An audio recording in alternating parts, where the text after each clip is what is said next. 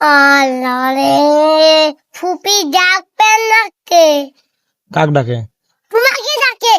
তোমাকে কইছে এই যে তুমি যে স্টোরি তোর আব্বুক ডাকো, ওই যে তাতে নিয়ে যাও একটা, ওই যে একটা পড়ে আসবি। কে ডাকে? না কইছে আজন তুমি দাও না আজন না তো তুমি পিতাই বাবা কইছে কইছে সত্যি কথা।